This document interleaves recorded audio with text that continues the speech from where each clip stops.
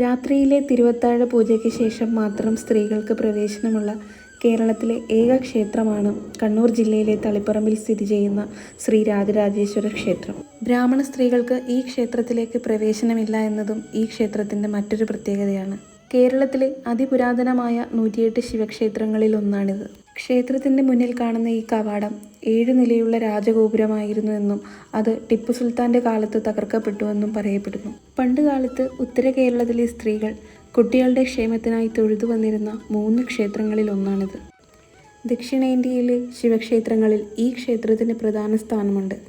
തെക്കേ ഇന്ത്യയിലെ ഏതെങ്കിലും ക്ഷേത്രങ്ങളിൽ ഉണ്ടാവുന്ന ദേവപ്രശ്ന പരിഹാരങ്ങൾക്കായി ഇവിടെ വന്ന് ദേവദർശനം നടത്തുകയും കാണിക്ക അർപ്പിച്ച് ദേവപ്രശ്നം വയ്ക്കുന്നതും ക്ഷേത്രാചാരമായി കരുതുന്നു. ഉപദേവതകളായി പാർവതി, ഗണപതി, സുബ്രഹ്മണ്യൻ, ദക്ഷിണാമൂർത്തി, പരശുരാമൻ, നന്ദികേശൻ, ഭൂതത്താൻ എന്നിവർക്കും ഇവിടെ പ്രതിഷ്ഠകളുണ്ട്.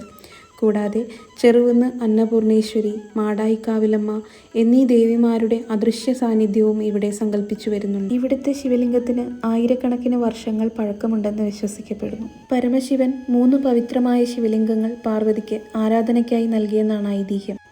മാന്ധാത മഹർഷി തീവ്രമായ പ്രാർത്ഥനകളോടെ ശിവനെ പ്രീതിപ്പെടുത്തി. ഇതിൽ സന്തുഷ്ടനായ ശിവൻ ശ്മശാനമില്ലാത്ത സ്ഥലത്ത് മാത്രമേ അത് സ്ഥാപിക്കാവൂ എന്ന് നിർദ്ദേശിച്ച് ശിവലിംഗങ്ങളിൽ ഒന്ന് അദ്ദേഹത്തിന് സമർപ്പിച്ചു. മുനി എല്ലായിടത്തും തിരഞ്ഞ ശേഷം തളിപ്പറമ്പ് കണ്ടെത്തി. അവിടെയാണ് ശിവലിംഗം സ്ഥാപിച്ചത്. അദ്ദേഹത്തിൻ്റെ മരണശേഷം ശിവലിംഗം ഭൂമിക്കടിയിലേക്ക് താണുപോയി.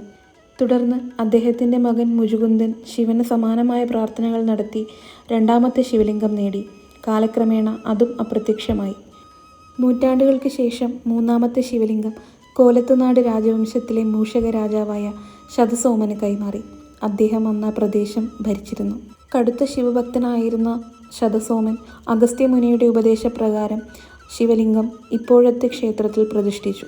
ശ്രീരാമൻ രാവണ നിഗ്രഹത്തിന് ശേഷം ലങ്കയിൽ നിന്ന് മടങ്ങിയെത്തിയപ്പോൾ ശിവനെ ആരാധിക്കാൻ ഇവിടെ എത്തിയതായി വിശ്വസിക്കപ്പെടുന്നു.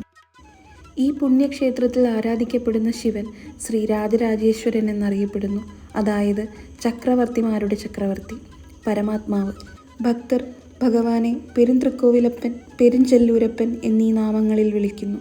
ഇവിടെ മറ്റുള്ള ശിവക്ഷേത്രങ്ങളിൽ നിന്നും വിഭിന്നമായി ബുധനാഴ്ച വിശേഷ ദിവസമായി ആചരിക്കുന്നു. കണ്ണൂരിൽ സന്ദർശിച്ചിരിക്കേണ്ട പ്രധാനപ്പെട്ട ക്ഷേത്രങ്ങളിലൊന്നാണ് ശ്രീ രാജരാജേശ്വര ക്ഷേത്രം. ഇവിടെ എത്തി ഭഗവാന്റെ അനുഗ്രഹം നേടുവാൻ നിങ്ങൾ ഓരോരുത്തർക്കും സാധിക്കട്ടെ എന്ന് ആത്മാർത്ഥമായി പ്രാർത്ഥിക്കുന്നു.